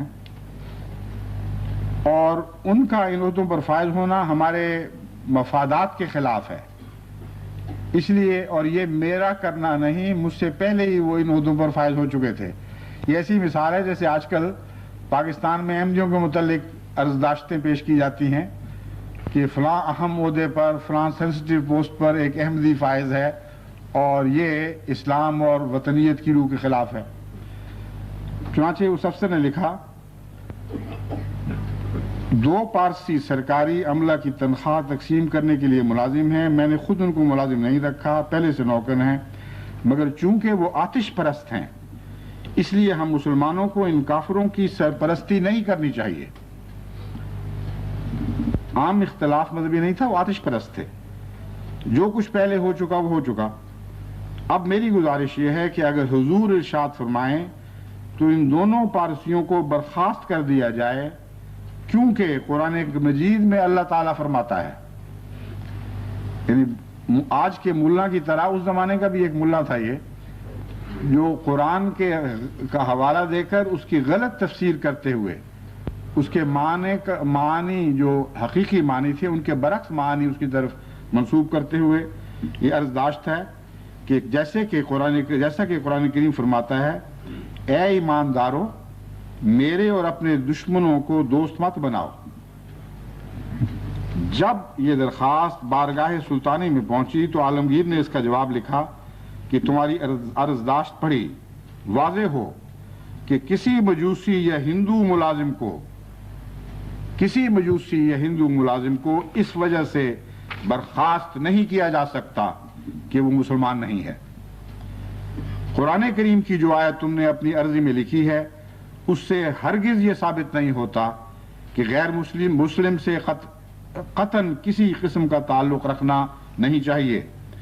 تم نے ادھوری آیت لکھی ہے، پوری آیت یوں ہے، اے مومنین جن لوگوں نے خدا کی آیات کا انکار کیا اور جو رسول کو اور تمہیں محض اس لیے تمہارے وطن سے نکالتے ہیں کہ تم اللہ پر ایمان لائے جو تمہارا رب ہے، تم ایسے کافروں سے دوستی نہ کرو۔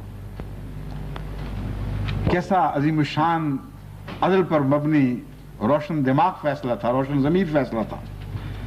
افسوس کہ آج یہ روشنی دنیا سے زائل ہوتی چلی جا رہی ہے۔ اس سے پہلے زمانے میں ایک موقع کی ایک عظیم تاریخی گواہی میں آپ کے سامنے رکھتا ہوں۔ ایک بار رومیوں کے زبردست دباؤ کی وجہ سے اسلامی لشکر حمص سے پیچھے ہٹنے پر مجبور ہو گیا۔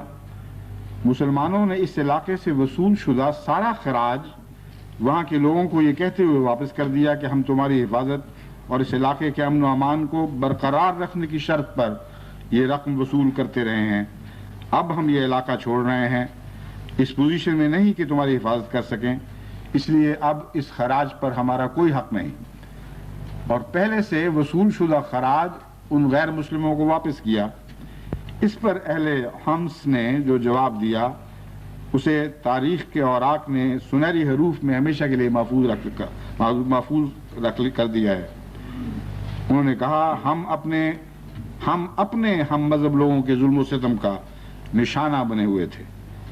ان حالات میں تم آئے، تمہاری حکومت اور تمہارے عدل نے ہمیں اپنا گرویدہ بنا لیا۔ اب ہم تمہارے مقرر کردہ گورنر کے ساتھ مل کر اپنے ہم مذہب ہرکل کے لشکر سے لڑیں گے اور ہمیں مار کر ہی وہ آگے بڑھ سکے گا اور تم تک پہنچ سکے گا. یہ ہے حقیقی اسلامی تعلیم اور وطنیت کا تعلق. آج اگر پاکستان اور ہندوستان اس سے سبق سیکھیں اور وہ واقعتاً چاہتے ہوں کہ ان کے ملک کے سارے باشندے بلا اختلاف مذہب اپنی اپنی حکومتوں اور اپنے اپنے وطنوں کے وفادار بن جائیں اور کامل وفاداری کے نمونے دکھائیں، تو یہ ممکن نہیں ہے جب تک کہ قرآنی تعلیم اور محمد مصطفیٰ صلی اللہ علیہ وآلہ وسلم اور آپ کے خلفاء اور آپ کے بعد میں آنے والے غلاموں کی اسوہ حسنہ پر نہ چلیں. جب تک اس اسوے کو اپنی ذات میں اپنی حکومتوں میں قائم نہیں کرتے اور عدل کا وہ تصور اپنے ملکوں میں نافذ نہیں کرتے جو قرآن اور محمد رسول اللہ اور آپ کے بعد میں آنے والے غلاموں کا تصور تھا، اس وقت تک کوئی حکومت اپنے ملک کی اقلیتوں سے سچی وفاداری کی امید نہیں رکھ سکتی. ایسے کتنے ہیں جیسے ہم ہیں کہ سال ہا سال سے سخت مظالم کا نشانہ بنائے گئے، مگر پاکستان کے احمدی پھر بھی پاکستان کے وفادار ہی ہیں اور وفادار ہی رہیں گے. ایسے کتنے ہیں جو ہندوستان میں رہتے ہوئے ہر ایسی کوشش کو ناکام اور نامراد کر چکے ہیں کہ جب مذہب کے نام پر ان کو اپنے ملک سے بے وفائی کی تعلیم دی گئی. کوئی احمدی ہندوستان کے خلاف ہندوستان کے کسی اور ملک کا ایجنٹ نہیں بنا، کوئی احمدی پاکستان کے خلاف کسی اور ملک کا ایجنٹ نہیں بنا، اور یہ سب کچھ باوجود ظلم و ستم کے ہوا ہے. اگر اعلیٰ اخلاقی تعلیم جو اسلام نے پیش کی ہے اسے تمام دنیا کے ملک اپنا لیں تو ملکوں سے غداری کے نشان مٹ جائیں. ڈھونڈنے سے کوئی غدار مزاج انسان نظر نہ آئے. غداری دراصل عدم عدل کا دوسرا نام ہے. جب انصاف قوموں سے اٹھ جاتے ہیں، جب عدل باقی نہیں رہتے، جب ایک انسان اپنے حقوق کو غیر محفوظ محسوس کرتا ہے، تب جو ان میں سے کمزور ہوتے ہیں ان کے مزاج غداری کی طرف مائل ہوتے ہیں. لیکن جماعت احمدیہ نے ان مضبوطوں کے نمونے دکھانے ہیں، ان ثابت قدموں کے نمونے دکھانے ہیں، ان رجال کے نمونے دکھانے ہیں جو محمد رسول اللہ کے ساتھ تھے اور آپ کے غلام تھے، کہ باوجود مظالم کے ہمیشہ وفاداری کے اور وطن کی وفاداری کے اعلیٰ نمونے دنیا میں قائم کرتے چلے جائیں اور دنیا کے لیے ایک مثال بنتے چلے جائیں، تاکہ وطن کی اہمیت بھی کوئی آپ سے سمجھے اور وطن سے وفاداری کرنا بھی کوئی آپ سے سمجھے اور کمزوروں کے حقوق ادا کرنا بھی کوئی آپ ہی سے سمجھے، اور کمزور ہوتے ہوئے اپنے حقوق تلف ہوتے ہوئے دیکھ کر بھی اپنے سے غالب اور اکثریت والوں کے حقوق ادا کرنا بھی کوئی آپ ہی سے سیکھے. ان اعلیٰ مقاصد کے لیے جماعت احمدیہ کو دنیا میں نافذ اور قائم کیا گیا ہے. وقت چونکہ ختم ہو رہا ہے اور اگرچہ مجھے یہ بتایا گیا ہے کہ جس طرح پچھلے گزشتہ ایک روز پہلے ہمیں ٹیلی ویژن والوں نے عذرائے شفقت و احسان کچھ زیادہ وقت دے دیا تھا، اس طرح آج بھی امید ہے کہ کچھ زائد وقت مل جائے گا، اس لیے آپ جاری رکھیں، یعنی تقریر جاری رکھیں. دل تو میرا چاہتا ہے لیکن ساتھ خوف بھی دامنگیر ہے کہ کہیں اچانک ہی میرا سلسلہ باقی سننے والوں سے، دنیا کے سننے والوں سے منقطع نہ ہو جائے. اس لیے میں اب آخری حصے کی طرف آتا ہوں، بعض دوسری باتوں کو چھوڑتا ہوں. گزشتہ سال قادیان میں جب شرکت کا موقع ملا تھا تو بڑے ہی درد انگیز اور پر اثر مناظر دیکھنے میں آئے تھے.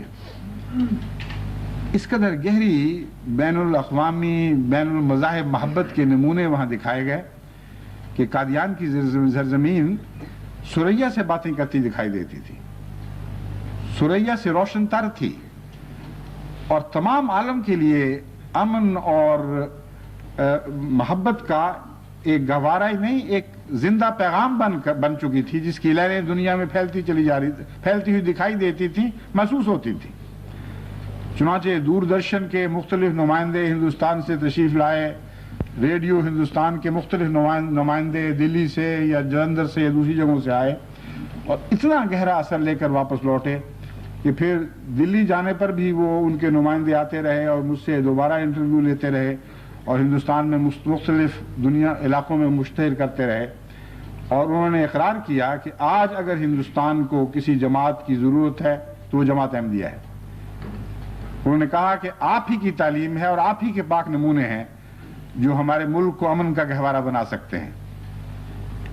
اس وقت کی باتیں کرتے ہوئے، اس وقت کے ذکر کرتے ہوئے، ان یادوں سے متاثر ہو کر پاکستان سے بعض ایسے دوستوں نے خطوط لکھے جو اس جلسے میں شریک تھے، اب بھی آج بھی شریک ہیں۔ ایک صاحب نے لکھا کہ قادیان کے جلسہ سالانہ میں آپ کی الوداعی تقریر بڑی اثر انگیز تھی، سکھ لوگ اس سے بڑے متاثر نظر آتے تھے۔ ان کے بقول ہم تو اسلام کی اس تعلیم سے آگاہ ہی نہ تھے، کاش جماعت احمدیہ آغاز اسلام سے ہی وجود میں آئی ہوتی۔ اب یہ بات جو ہے یہ بہت گہری بات ہو گئی ہے، ایسی حقیقت بیان ہوئی ہے جو اس معصوم انسان کو پتہ نہیں، لیکن دل سے ایک گہری سچائی کی آواز اٹھی ہے۔ خدا کی قسم جماعت احمدیہ آغاز اسلام ہی سے وجود میں آئی تھی، اور اسلام اور احمدیت دو چیزوں کے نام ہی نہیں ہیں۔ کاش یہ خط لکھنے والے اپنے اس سکھ دوست کو بتاتے کہ مبارک ہو، میں تمہارا منہ میٹھا کر رہا ہوں، تم کیسی پیاری بات کر گئے ہو۔ تمہیں علم نہیں کہ جماعت احمدیہ کا آغاز اور اسلام کا آغاز ایک ہی چیز کے دو نام ہیں۔ جماعت احمدیہ تو اسلام سے ایک لمحہ کی، ایک ثانیے کی دوری کو بھی اپنے لیے موت تصور کرتی، اور بات یہیں ختم نہیں ہو جاتی۔ حقیقت یہ ہے کہ اسلام کا آغاز بھی ابتدائے آفرینش سے ہے۔ وہ پہلا مذہب جو دنیا میں انسان کے لیے امن کا پیغام بن کر آیا، جو اللہ تعالیٰ کی طرف سے رحمت کا پیغام بن کر نازل ہوا، اس کا پہلا نام بھی اسلام ہی تھا، اور اسی اسلام کی بدلتی ہوئی، وسیع تر ہوتی ہوئی، گہری ہوتی ہوئی، مضبوط تر اور بالغ تر شکل آخر اسلام پر منتج ہوئی، جسے اب ہم اسلام کے نام سے یاد کرتے ہیں۔ یہی وہ مضمون ہے جس کو بیان کرتے ہوئے حضرت اقدس محمد مصطفیٰ صلی اللہ علیہ وآلہ وسلم نے ایک موقع پر فرمایا کہ دیکھو، میں اس وقت بھی خاتم النبیین تھا جبکہ انسان اپنی پیدائش کی مٹی میں لت پت کروٹیں بدل رہا تھا، یعنی ابھی وہ انسانی شکل میں ڈھالا بھی نہیں گیا تھا، اس کی تیاریاں ہو رہی تھیں۔ اس وقت بھی میں ہی خاتم النبیین تھا۔ بس اسلام کا آغاز بھی آغاز آفرینش کے ساتھ ہے، اور احمدیت کا آغاز اسلام کے آغاز کے ساتھ ہے، اس کے سوا اور کوئی صورت نہیں ہے۔ ایک اور لکھنے والے نے مجھے لکھا کہ جلسہ سالانہ کے آخری دن آپ کی ہندی اور اردو نظم کے دوران ایک شخص رونے لگ گیا، یعنی ایک پاکستانی دیہاتی سا تھا جو رونے لگ گیا، اور اس کو تعجب ہوا کہ اس کو تو ایسی تقریر اور ایسی نظم جس میں اتنے ہندی کے الفاظ ہوں سمجھ نہیں آ سکتی، روتا کیوں ہے؟ کہتا ہے میں نے ان سے پوچھا، ان صاحب سے، کہ آپ کو ہندی سمجھ آتی ہے؟ تو اس نے کہا ہندی تو سمجھ نہیں آتی، مگر یوں لگتا ہے کہ حضرت صاحب ہم ہندوستانی کے ہو گئے ہیں، یہ مجھے محسوس ہو رہا ہے۔ اس سے جو محسوس ہو رہا تھا وہ اس سے بہت زیادہ ہے جو حقیقت میں اس کے احساس کی وجہ بنا۔ واقعہ یہ ہے کہ آج احمدیت سب دنیا کی ہو چکی ہے، صرف ہندوستان کی بات نہیں ہے، انگلستان کی بات نہیں ہے، امریکہ اور افریقہ کے قصے نہیں رہے، چین اور جاپان کی باتیں نہیں رہیں۔ آج ہندوستان، ساری دنیا، جماعت احمدیہ تمام ہندوستان کی ہو گئی، تمام دنیا کی ہو چکی ہے، اور جو جماعت سب دنیا کی ہو اس کا خلیفہ بھی سب دنیا کا ہونا لازم ہے۔ اس لیے مجھے اس خیال سے خلیفہ، اس تصور کے ساتھ باندھ کر خلیفہ نہ سمجھیں کہ گویا میں صرف پاکستان کا خلیفہ ہوں۔ جماعت احمدیہ عالمگیر ہے، جماعت احمدیہ عالمگیر ہے، اور جماعت احمدیہ میں حضرت مسیح موعود کا خلیفہ بھی عالمگیر حیثیت اختیار کر چکا ہے، اور وسیع تر عالمگیر حیثیت اختیار کرتا چلا جائے گا۔ وہ افریقن بھی ہے، وہ چینی بھی ہے، اور جاپانی بھی ہے، اور ہندوستانی بھی ہے، اور امریکن بھی ہے، اور اسی طرح وہ یورپ کے تمام ممالک سے بھی وابستہ ہے، وہ مشرق بعید سے بھی تعلق رکھتا ہے اور مغرب بعید سے بھی تعلق رکھتا ہے۔ کل عالم میں آج جہاں جہاں یہ آواز سنائی دے رہی ہے اور یہ تصویر دکھائی دے رہی ہے، خدا کی قسم میں آپ سب کا ہوں، کیونکہ میری جماعت آپ سب کی ہے، میں اس مذہب سے تعلق رکھتا ہوں جو آپ سب کا مذہب ہے۔ آج ایک ہی مذہب ہے جو عالمگیر کہلانے کا مستحق ہے، اور وہ مذہب اسلام ہے۔ ایک ہی رسول ہے جو تمام عالم کا رسول ہے، محمد مصطفیٰ صلی اللہ علیہ وآلہ وسلم کی ذات ہے۔ آپ سے وابستہ ہو کر، آپ کی غلامی میں، آپ کے قدموں سے اس زمانے کا عالمی امام جس کو بنایا گیا، وہ سراسر آپ کی اور آپ کے دین کی خدمت پر معمور ہے۔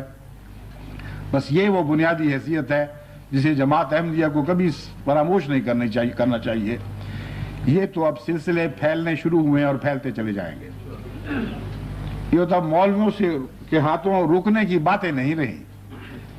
کون ہے دنیا میں جو اسلام اور احمدیت کے اس عالمگیر پھیلاؤ کو اب روک سکے؟ یہ مناظر جو آج اس جلسے میں آپ دیکھ رہے ہیں، یہ واقعتاً اس وقت قطب شمالی پر بھی دکھائی دے رہے ہیں، قطب جنوبی پر بھی دکھائی دے رہے ہیں۔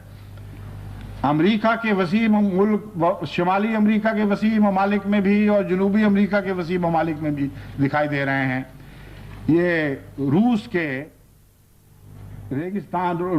وسیع ریگستانوں میں بھی اور سائبیریا کے منجمد برف خانوں میں بھی دکھائی دے رہے ہیں، برفستانوں میں بھی دکھائی دے رہے ہیں۔ افریقہ کے ان جنگلوں میں بھی دکھائی دے رہے ہیں جن میں روشن ضمیر انسان بستے ہیں، لیکن ان جنگلوں کو کالے جنگل اور اس ملک کو، اس خطے کو سیاہ خطہ کہا جاتا ہے۔ اور مشرق بعید کے جزائر میں بھی یہ آواز پہنچ رہی ہے، یہ مناظر دکھائی دے رہے ہیں۔ اللہ کی تقدیر ہے، اور اس غرض سے خدا تعالیٰ نے آج آپ کو قائم کیا ہے، اور اس غرض سے آپ کے قدموں پر یہ آج کی نئی ایجادات ڈال دی گئی ہیں کہ ان سے فائدہ اٹھائیں اور سر بلند ہو کر اس یقین کے ساتھ دنیا میں پھیلتے چلے جائیں، زمین کے کناروں تک پہنچیں کہ کوئی نہیں ہے جو آپ کو قید کر سکے اور آپ کے پاؤں پہ زنجیریں باندھ سکے، آپ کے ہاتھوں میں ہتھکڑیاں ڈال سکے اور آپ کے پاؤں میں بیڑیاں پہنا سکے۔ عالمگیر خلافت احمدیہ، میں آپ کو یقین دلاتا ہوں۔ سنیے، میں آخر پر آپ کو ان اسیران راہ مولا کی طرف متوجہ کرتا ہوں جن کے ہاتھوں میں زنجیریں ہیں، جن کے پاؤں میں بیڑیاں ہیں،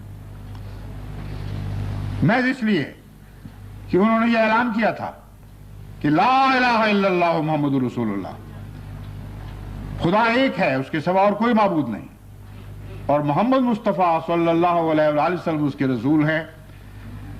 میں یقین رکھتا ہوں کہ آج نہیں تو کل، کچھ دن تک ان تک بھی یہ آواز پہنچے گی، وہ بھی یہ تصویریں دیکھیں گے اور اپنے آپ کو ایک آزاد بین الاقوامی وسیع احمدیت کا ایک وجود ایک حصہ سمجھیں گے اور سجدے کے طور پر دیکھیں گے۔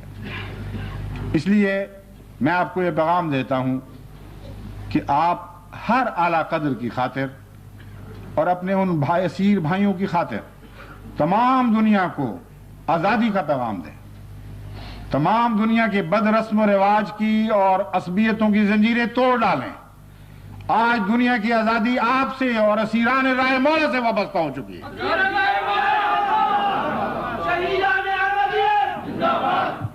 آئیے اب ہم دعا کر لیتے ہیں۔ قادیان میں اس وقت جو لوگ شریک ہیں ان کے سوا مجھے مشرق و مغرب میں جمع ہونے والے دوسرے بھی تصور کی آنکھوں سے دکھائی دیتے ہیں۔ کبھی میں کینیڈا پہ نظر ڈالتا ہوں، کبھی امریکہ میں اکٹھے ہوئے لوگوں کو جو کہیں آدھی رات کو، کہیں صبح نماز کے وقت اکٹھے ہوئے ہیں، کہیں رات کے وقت جاپان میں اکٹھے ہونے والوں پر نظر پڑتی ہے۔ پاکستان کے دیہاتی علاقوں میں مشرق سے مغرب تک اور شمال سے جنوب تک دیکھتا ہوں۔ پشاور میں کئی جگہ لوگ بیٹھے ہوئے اس وقت سن رہے ہیں اور ایک دوسرے کو محبت اور پیار کی اور فخر کی نظروں سے دیکھ رہے ہیں کہ دیکھو ہم کیسی جماعت کے فرد ہیں، کیسی آزاد جماعت ہے، کیسی آزادی کی روح کی محافظ جماعت ہے، کیسی دنیا کی خدمتگار جماعت ہے۔ محمد مصطفیٰ کے ان غلاموں کو دیکھو، کاش یہ غلامی، یہ محمد مصطفیٰ کی غلامی تمام دنیا کے لیے آزادی کی ضمانت بن جائے۔ اس آخری امید کے ساتھ، اس امید کے اظہار کے ساتھ میں آپ سب کو اس دنیا کی عالمی دعا میں شمولیت کی دعوت دیتا ہوں، لیکن اس سے پہلے صاحبزادہ مرزا وسیم احمد صاحب کا یہ پیغام پڑھ کر سنا دیتا ہوں۔ ان کا بھی یہ پیغام ملا ہے کہ آخری دن کے جلسے کی کارروائی خوشگوار موسم اور خوشگوار ماحول میں کامیابی کے ساتھ اختتام کو پہنچ رہی ہے۔ جلسے میں شریک تقریباً 10,000 مرد و خواتین بشمول غیر مسلم افراد حضور کے اختتامی خطاب سے لطف اندوز ہو رہے ہیں اور حضور کی شبیہ مبارک دیکھنے کی سعادت پا رہے ہیں۔ حضور کے دور میں جو یہ نادر اور تاریخی مشاہدہ ہوا ہے، اس کے لیے ہم ادب اور دلی محبت کے ساتھ مبارکباد عرض کرتے ہیں۔ بس یہ مبارکباد کا پیغام تمام دنیا کی عالمی جماعتوں کو میں اس وقت اسی لہجے پہنچاتا ہوں۔ اللہ ہمیں آگے سے آگے پہلے سے بہت زیادہ بڑھ کر بلند تر اور روشن تر کامیابیاں عطا کرتا چلا جائے، مگر ان کامیابیوں کی ضمانت ہماری انکساری میں ہے، ہمارے عجز میں ہے، اس بات میں ہے کہ محمد مصطفیٰ کے قدموں سے اپنا ہاتھ کبھی الگ نہ ہونے دیں، ان قدموں سے وابستہ رہیں اور سر اللہ کے حضور سجدہ ریز رہیں، روح خدا کی عبادت کریں، دل محمد مصطفیٰ اور اللہ کے عشق میں سرشار رہیں۔ یہی ہماری زندگی کا راز ہے اور یہی تمام دنیا کی زندگی کا راز ہے۔ آئیے اب دعا کر لیتے ہیں۔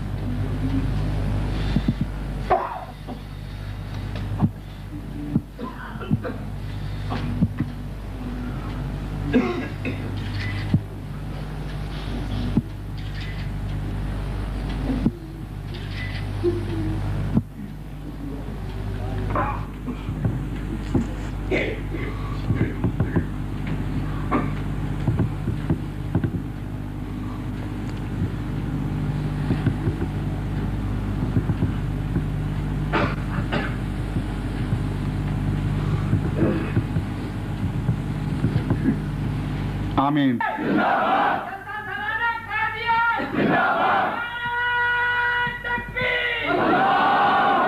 اسلام اسلام اسلام، حضرت محمد مصطفیٰ،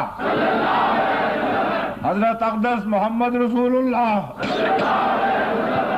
سیدنا و مولانا حضرت اقدس محمد رسول اللہ، احمدیت، اسلام، قادیان دارالامان، حضرت مرزا غلام احمد کی، حضرت مرزا غلام احمد کی، حضرت مرزا غلام احمد کی۔ یہ جے آج ساری دنیا میں بلند ہو رہی ہے، خدا کرے بلند تر ہوتی چلا جائے، کیونکہ یہ آواز، جے کی آواز محمد مصطفیٰ کی عظمتوں کو بلند تر دکھانے کی آواز ہے۔ حضرت مسیح موعود کا اپنا مقام محمد رسول اللہ کے قدموں میں واقع ہے۔ بس یاد رکھیں اور کبھی اس بات کو نہ بھولیں کہ یہ سر جتنا بلند ہوگا، محمد مصطفیٰ کے قدم اتنا ہی بلند تر مقامات پر فائز ہوتے چلے جائیں گے۔ اللہ ہمیشہ ایسا ہی کرتا چلا جائے، ایسے ہی نظارے ہمیں دکھائے۔